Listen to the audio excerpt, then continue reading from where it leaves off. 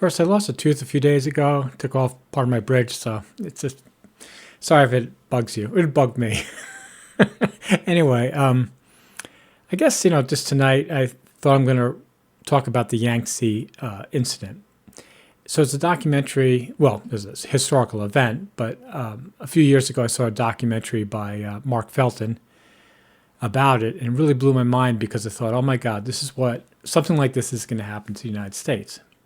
So I'm going to tell you about it. Well, my memory of it, which is probably wrong. So just look at this as sort of I'm making up stuff to sort of explain how I think things might happen with, well, let's just say with Iran or Venezuela or any of these places. So shortly after World War II, Britain still considered itself a superpower. And I feel that's the same way here. I think I've done some videos about where the U.S. feels that it's this big, it still feels it has like the industrial might and power of World War II. But in fact, China outproduces us by 11-1, 20-1 in many areas. We have a few aircraft. We have more aircraft carriers, but we have very few logistics ships, and they're all super old. So yeah, we're really there's a word for it, right? With a certain type of dilapidated army. Anyway, so back in the late 40s, Britain was still feeling like it rules the world, right, in Hong Kong. And it has this battleship that goes up and down the Yangtze River. So at that time, China was in a civil war between the Communist Party and the Nationalist Party. I think obviously the Communist Party, the PLA, who's in power today, and the rest are the ones that went to Formosa, now Taiwan, right? Anyway, so this battleship is coming up the Yangtze River, and I believe it's the PLA. It's not the Nationalists. I can't remember now. Anyway, one of the sides, right, fires on it. And they fire on it, and they basically disable it. It gets stuck in the mud or whatever. I can't really remember. But anyway, it's this big battleship. And I think to Britain's eyes, it never feared that anybody would ever fire on the British Royal Navy. And we have the same exact thing today, right? Trump talks as if, not just Trump, but all those politicians talk as if nobody would ever fire on the U.S. Navy. We've got 11 aircraft carrier battle groups. We have F-22s and whatever, all this stuff. Like nobody would ever fire on this. Well, that's exactly what the British thought in those days. Now, my reading of the history, nobody really knows, or maybe they know. Again, I'm getting it just wrong. But the guy, not the army, but the platoon, the battalion, or whatever, the guy that fired on the ship, I think, was just trying to make a name for himself. So it wasn't like high command at PLA sent down an order, hey, if you see this ship, go attack it. I think this guy saw that the ship was limping or in trouble and decided to make a name for himself and say, hey, let's just shell it a bit, right? Not expecting that it would, disable the ship and do this big victory. So it disables the ship. And then the British try and do a talk to the PLA, say, hey, listen, let our ship go. But the top commander, the top brass, sort of like, okay, well, we'll look into it. They drag their feet because they're like, well, we didn't order this, but, we don't want the British on our river. And so we're going to sort of just drag our feet about it. And then the other side, right, the communists, they're like, they don't care. They don't want them either. Neither side wants this British warship on their river. So it gets stuck in this political morass. Then Britain tries to send other ships down there to save it. They almost get obliterated. So it's only after like a couple of months, I think, that the ship finally is able to free itself in the middle of the night and makes a run for it and makes it. But basically, to me, that was the end of the British Navy right there.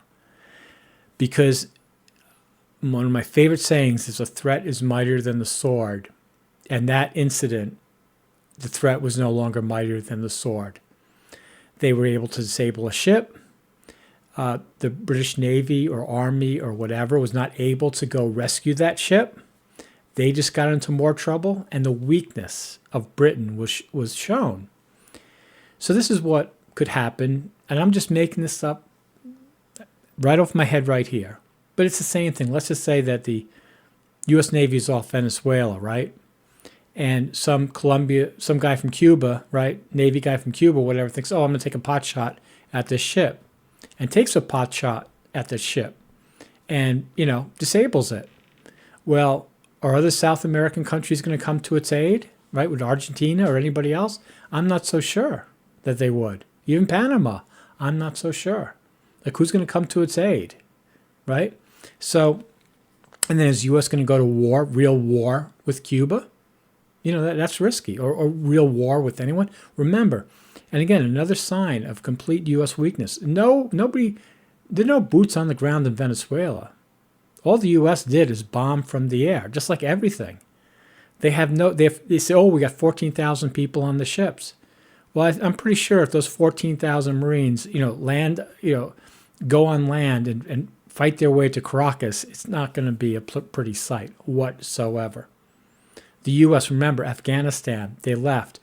And there's so little respect for the U.S. when it left Afghanistan that the Taliban came straight into Kabul right after, right? The U.S. didn't say, oh, listen, you come in there, we're gonna stay another 10 years. No, right? In fact, from what I read, I think the Army asked Biden for an extra 5,000 soldiers, and he said no, right?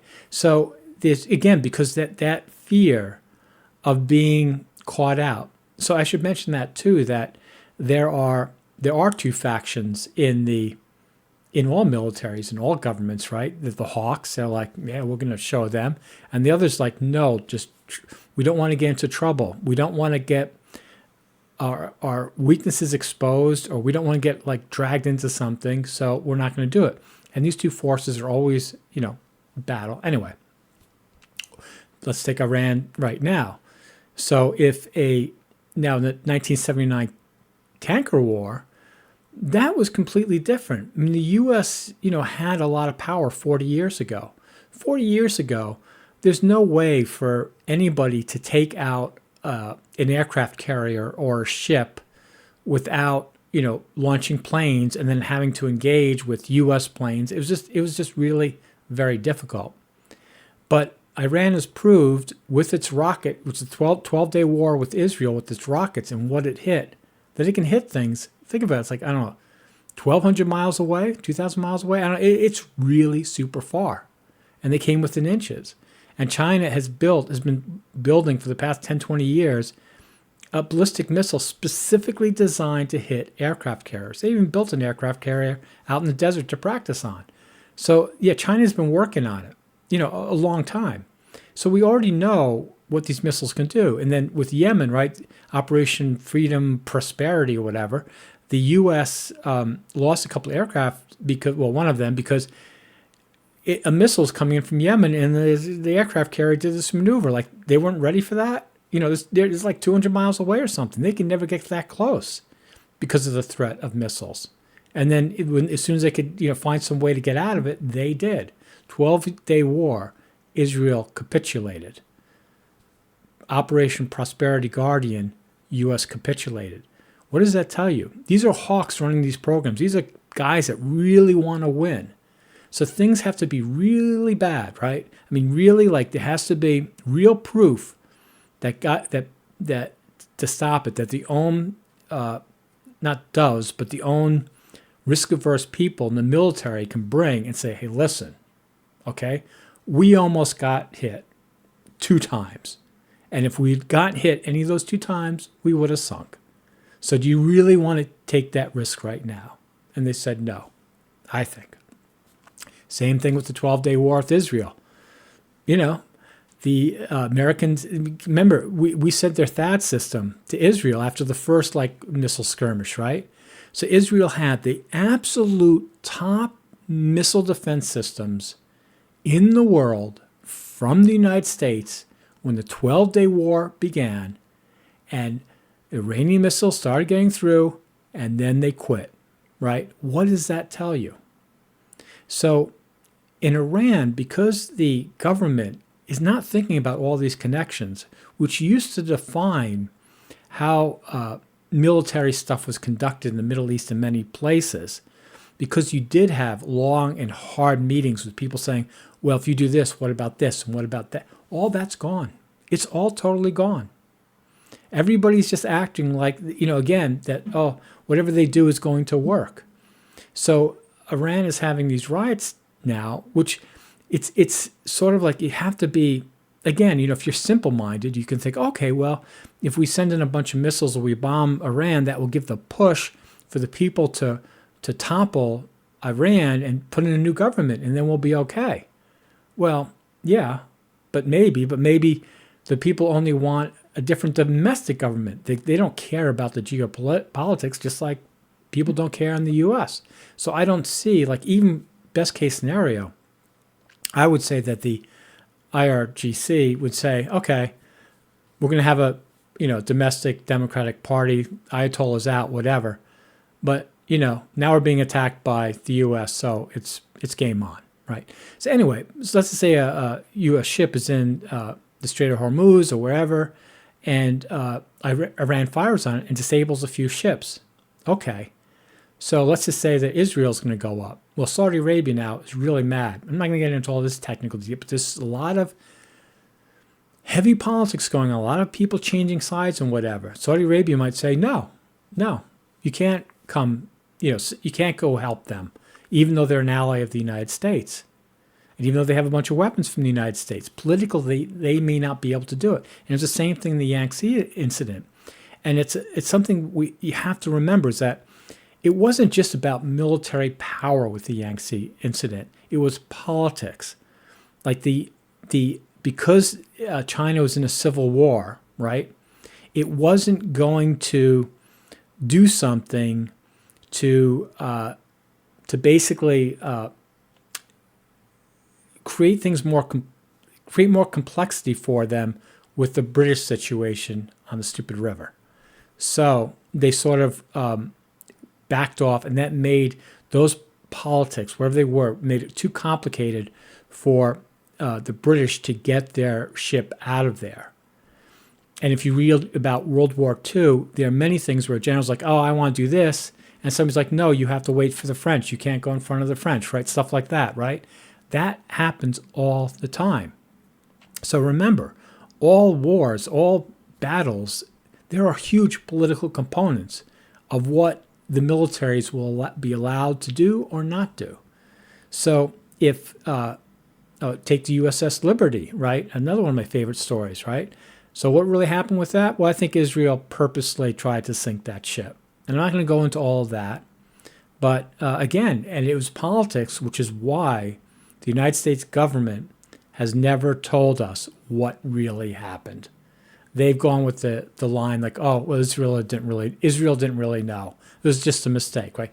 That's been the U.S. government line. But if you go research it and look into it, you'll be like, yeah, right. So there's a lot more to it. So again, we have a government that is literally incompetent on every level. And when I say incompetent, I mean that competency is understanding the expertise of another person, of factoring it in, of respecting it. But this government is just all like each person, if they get their way, they get their way. And they don't listen to anybody else. There's no consultations. There's just this groupthink of a bunch of guerrillas all holding each other's Johnson, right? Like we're going to show Iran. We're going to finally beat Iran, which our parents have been trying to do for 40 years, right? So yeah, the boomers have been trying to do this for 40 years, since 1945, whatever, and we're finally going to do it because they were just too weak-willed. They just weren't tough enough. They just couldn't take risks. We're going to take risks now, and we're going to show you we're going to take it. Well, I don't think so. And I think the same thing with Iran, the same thing with Venezuela. People in the past were not dumb. They were smarter. But this is just the way history works, right? You got to learn the hard way. And so, yeah, there'll be some sort of Yangtze incident, I believe, at some point. A U.S. warship is going to get sunk. And then everybody's going to be like, okay, well, U.S. is going to beat the crap out of them and then won't be able to. Again, for a combination of political reasons, not having the actual physical military power to do so, which Britain didn't have. Again, Britain didn't have the military power to save the ship. to teach the PLA lesson. It didn't have the politics to get it done. It didn't have it. It just didn't have it. And, I think observers at the time knew it. But again, England is very proudly, again, just like today, the arrogance, the overconfidence is just mind-blowing. So where am I at? I'm at 15 minutes. I think that's enough. Again, go watch those documentaries on the Yangtze incident. Very fascinating stuff. And I think you'll see, so if something like that happens today, you'll say, hey, yeah, why didn't they see all that? Did they realize, like, hey, like, take a real good accounting of what you have? Like, the United States should be like, yeah, like, exactly how much support do we have for these battle groups? Exactly how safe are these aircraft carriers and these ships from Iranian missiles? How exactly safe are our U.S. bases in the Middle East from Iranian attacks? Just how strong are our politics and soft power that if we get into trouble, that other nations are going to help us? Thanks for watching, and I'll see you guys later.